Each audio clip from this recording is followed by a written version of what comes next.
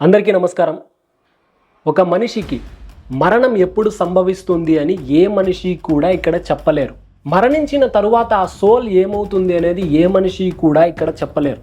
ఒక మనిషి ఒక జన్మని చాలించిన తరువాత మరి ఒక జన్మలో ఏ విధంగా పుడతారు, ఎక్కడ పుడతారు అనేది కూడా ఏ మనిషి కూడా చెప్పలేరు. కాకపోతే కొన్ని సూచికల ద్వారా ఒక మనిషికి మరణం ఎప్పుడు సంభవిస్తుంది అనేది పసిగట్టవచ్చు.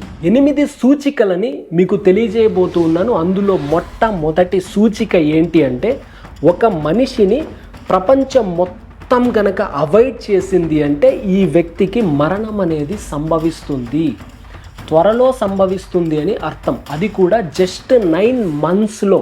శుక్రకణం వెళ్ళి అండాన్ని చేరిన తరువాత 9 నెలల తరువాత ఏ విధంగా ఆ శిశువు బయటికి వస్తారో సేమ్ అదే విధంగా ఒక మనిషికి మరణం సంభవించాలి అంటే 9 నెలల ముందు బీజం పడుతుంది. ఆ పడినటువంటి బీజం ఆ 9 నెలలు పలు రకాల పరిస్థితుల్ని ఏర్పరుస్తుంది. ఆ పరిస్థితుల్లో భాగంగా మనిషి బాధపడతాడు, ఆవేదన చెందుతాడు, మానసిక స్థితి సరిగా ఉండదు. బాగా గమనించుకోవచ్చు. 9 నెలల ముందు నుంచి మైండ్ స్టేట్ అనేది ఇక్కడ ఉండదు. ఎక్కడో వెళ్ళాలన్నటువంటి ఆత్రంతోనే ఆ మనిషి పనులు చేస్తూ ఉంటాడు. బాగా గుర్తుపెట్టుకోండి, ఒక మనిషిని ప్రతి ఒక్క మనిషి హేట్ చేస్తున్నాడంటే, ఈ మనిషిని ఎవ్వరూ పట్టించుకోలేదంటే, అంటే తల్లిదండ్రులు కావచ్చు, లేదా ఒక పెద్ద వ్యక్తి అయితే భార్య, పిల్లలు కావచ్చు, సమాజం కావచ్చు, స్నేహితులు కావచ్చు, ఎవరూ కూడా పట్టించుకోలేదు అంటే ఇక్కడి నుంచి ఖాళీ చేస్తారని మొట్టమొదటి సూచిక. రెండవ సూచిక, రుణానుబంధం పూర్తయిపోయిన తరువాత.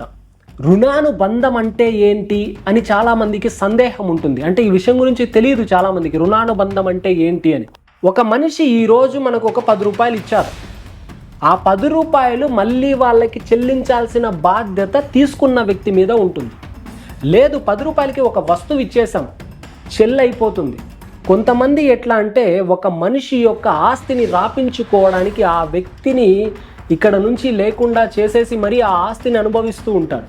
వీళ్ళు మళ్ళీ వాళ్ళకే పుట్టడం జరుగుతుంది, మళ్ళీ ఆ ఆస్తిని అనుభవించడం జరుగుతుంది. అలా లేదు అంటే వీళ్ళు పై స్థాయికి వచ్చిన తర్వాత ఇంకొక మనిషిలాగా పుట్టి చిన్నగా ఎదిగి చిన్న పిల్లాడి దగ్గర మోసపోయాడు అన్నటువంటి చెడ్డ పేరు తెప్పించుకొని ఈ ఆస్తిని ఎవరికి ఇవ్వాలో వాళ్ళకే ఇచ్చేసి ఈ శరీరం అనేది వెళ్ళిపోతూ ఉంటుంది.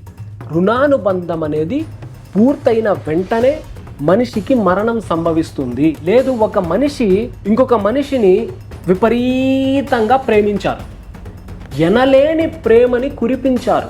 ఆ ప్రేమనంతా పొందినటువంటి ఈ శరీరంలో ఉన్న ఈ సోల్ ఏం చేస్తుందంటే, ఇంకొక జన్మ తీసుకొని ఎంతైతే ప్రేమ పొందారో అంత ప్రేమని చెల్లించేసిన తరువాత సడన్గా ఇక్కడి నుంచి వెళ్ళిపోవడం అనేది జరుగుతుంది. రుణానుబంధం పూర్తయింది అంటే ఆ మనిషికి ఇక్కడ పని లేదు కాబట్టి వెళ్ళిపోతారని అర్థం. మూడవ సూచిక, పెద్ద లక్ష్యం ఉన్నప్పుడు. పెద్ద లక్ష్యం అంటే 0 స్థాయి నుంచి ప్రపంచ ప్రఖ్యాతి సాధించాలన్నటువంటి తపన ఉన్న వ్యక్తి. మరణం సంభవిస్తుందా ఇలాంటి వాళ్ళకంటే? ఖచ్చితంగా సంభవిస్తుంది. ఎప్పుడైతే లక్ష్యం పెద్దదై ప్రయత్నం చిన్నదవుతుందో అప్పుడు మరణం సంభవిస్తుంది.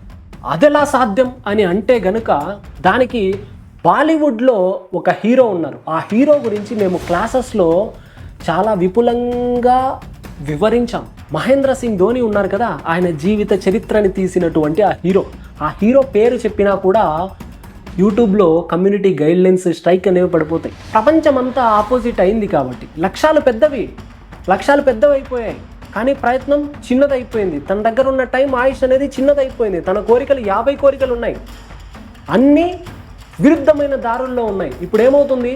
లక్ష్యాలేమో పెద్దవి, ప్రయత్నం అనేది లేదు. ఇప్పుడు ఆ సోల్ విలవిలలాడుతుంది, ఇక్కడ నుంచి వెళ్ళిపోతుంది, ఇంకొన్ని జన్మలు తీసుకుంటుంది, హ్యాపీగా తనకున్న కోరికల్ని ఫుల్ఫిల్ చేసుకుంటుంది. ఇది ఒక సూచిక. తరువాతి సూచిక, 4వ సూచిక, తీరనటువంటి కోరికలు ఉన్నటువంటి వ్యక్తి. ఇప్పుడు నేను ఐపీఎస్ అయితే చాలా బాగుంటుంది, ఐపీఎస్ ఏదో విధంగా అయిపోవాలని నేను తప్పించిపోయానంటే ఆ ఏజ్ లిమిట్ నాకు దాటిపోయింది.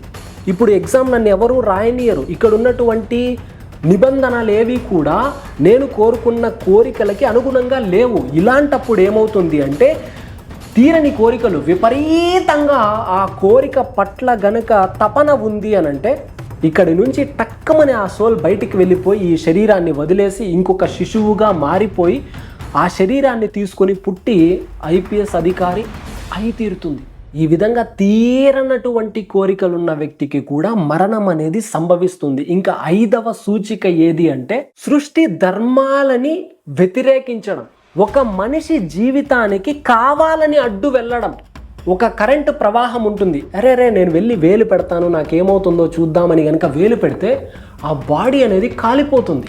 ఆ విధంగా ఒక మనిషి ధర్మంగా బ్రతుకుతున్న మనిషిని ఇబ్బంది పెట్టాలి అని గనక ఆలోచిస్తే ఇబ్బంది పెట్టాలనుకున్న వ్యక్తికి బలం తగ్గించడం కోసం ఏదో ఒక అవయవానికి సంబంధించిన వ్యాధైనా రావడం జరుగుతుంది, లేదా ఇంకా చాలా మందిని రెచ్చగొట్టి మరి వాళ్ళ మీదకి పంపించాలి అని గనక ఆలోచిస్తే సడన్ గా నువ్వు ఇక్కడ ఉండి చాలా అనర్థాలు జరుగుతాయని చెప్పి ఆ సోల్ని బయటికి తీసేసి సృష్టి ఇంకొక చోట పెట్టేస్తారు. ఇండియాలో ఇక్కడ అనర్థాలు జరుగుతూ ఉన్నాయి అంటే ఆఫ్రికాలో ఎత్తి పెట్టేస్తుంది, లేదా ఆస్ట్రేలియా ఖండంలో ఎత్తి పెట్టేస్తుంది, లేదా అలా లేదంటే అక్కడ కూడా ఇబ్బందులు సృష్టిస్తాడంటే సముద్ర జీవిగా పడేస్తుంది. అంత ఉంటుంది దీని వెనకాల మెకానిజం.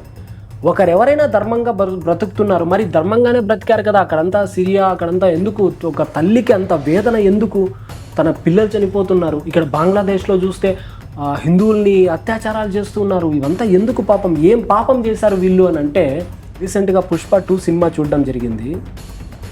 ఒక అమ్మాయి వెళ్ళింది మామూలుగా పంజాబీ డ్రెస్ అలా వేసుకొని, అంటే బయటికి వచ్చిన తర్వాత వాళ్ళు మాట్లాడుకుంటూ ఉండడం చూసి నేను విన్నాను. బాత్రూంలోకి వెళ్తే అక్కడ కొంతమంది రిచ్ స్టైల్ జీన్స్లు వేసుకొని మంచి ఇక్కడ దాకా నడుము బాగా కనిపిస్తూ కొంచెం ఎక్స్పోజింగ్ చేసుకుంటూ వచ్చి డోర్ ఇలా కొట్టడం, అమ్మాయి లోపలికి వెళ్ళిన వెంటనే డోర్ ఇలా కొట్టడం, ఆహా అని ఎగరడం, అందరూ ఎగిరారంట. మళ్ళీ ఆ అమ్మాయి ఇలా చూసి మళ్ళీ ఏదో పాపం అక్కడే ఉంది లోపల, మళ్ళీ డోర్ కొట్టడం, మళ్ళీ ఎగరడం, మళ్ళీ డోర్ కొట్టడం, మళ్ళీ ఎగరడం. ఈ అమ్మాయి ఎవరో డోర్ బయట తీసుకొని వచ్చిన తర్వాత వాళ్ళందరూ వెళ్ళిపోవడం. ఒక మనిషిని, ఏమీ చెయ్యని మనిషిని బాగా గోకి దాంట్లో ఆనందాన్ని చూస్తూ ఉన్నారు. ఇప్పుడు వీళ్ళకి ఏ కర్మ అంటదా అంటే వీళ్ళే నెక్స్ట్ బర్త్లో ఎక్కడైతే ఇబ్బందులు పడాలో అక్కడ పుట్టి ఇబ్బందులు అనుభవిస్తూ ఏడుస్తూ కనిపిస్తారు. అలా ఒక మనిషి ఏ తప్పు చేయకుండా ఆ మనిషిని హింసించాలి, ఆ మనిషి జీవితంలోకి వెళ్ళి నాశనం చేయాలి అనుకుంటే నాశనం చేసే వ్యక్తి ఎవరైతే ఉంటారో ఆ వ్యక్తి ఇక్కడి నుంచి వెళ్ళిపోవడం అనేది జరుగుతుంది. ఇది 5వ సూచిక. ఇంకా 6వ సూచిక ఏంటి అంటే సొంత వారికి కర్మ ప్రక్షాళన చేయడం కోసం తనువు చాలించడం. ఇది చాలా సున్నితమైన పాయింట్. ఎందుకంటే చాలా సున్నితం అని ఎందుకు అంటున్నానంటే కొంతమంది పాపం బాగా బ్రతుకుతూ ఉంటారు, ఎవరికి ఏ అన్యాయం చేయరు, చాలా సాఫీగా బ్రతుకుతూ ఉంటారు, మంచి రిచ్ ఫ్యామిలీ ఉంటుంది. వాళ్ళ ఇంట్లో ఒకానొక అమ్మాయో ఒకానొక అబ్బాయో పుట్టడం జరుగుతుంది. వాళ్ళ మీద ఎనలేని ప్రేమ పెంచుకొని ఉంటారు, ఎనలేని కోరికల్ని పెట్టుకొని ఉంటారు. సడన్గా ఉన్నట్టుండి ఆ పాప కానీ ఆ పిల్లాడు కానీ చనిపోతారు.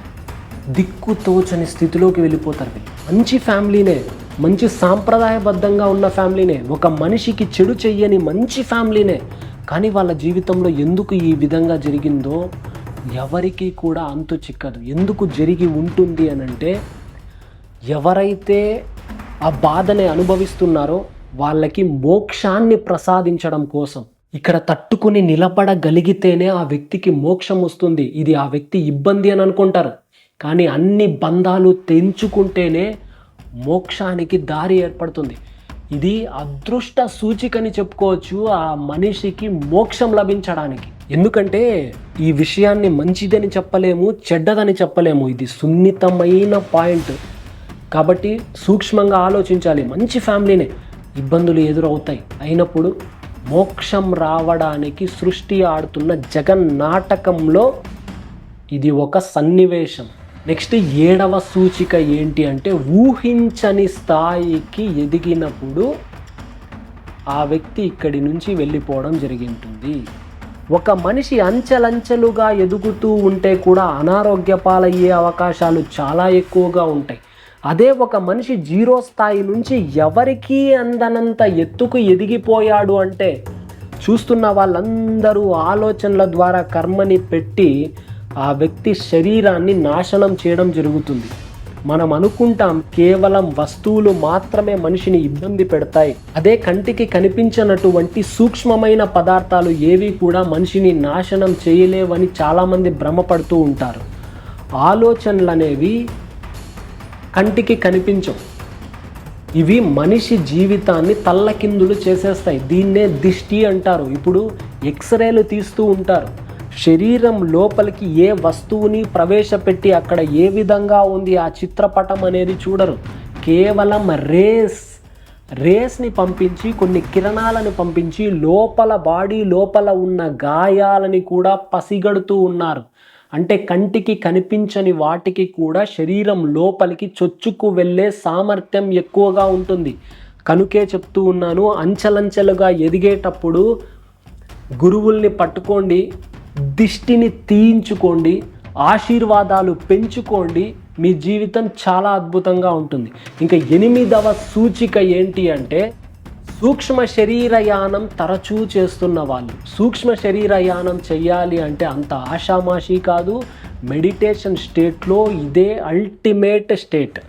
మెడిటేషన్ స్టేట్లో ఎప్పుడైతే ఆలోచనారహిత స్థితికి వెళ్ళిపోయి అక్కడి నుంచి సూక్ష్మ శరీర యానం చేస్తూ ఉన్నారో ఇక్కడున్న భవబంధాలతో లింక్ తెగిపోతుంది. ఎప్పుడైతే సూక్ష్మ శరీర యానం చేస్తారో శరీరం దగ్గర, నాభి దగ్గర నుంచి వెండి పోగుతోనే ఆత్మకి లింక్ అయి ఉంటుంది.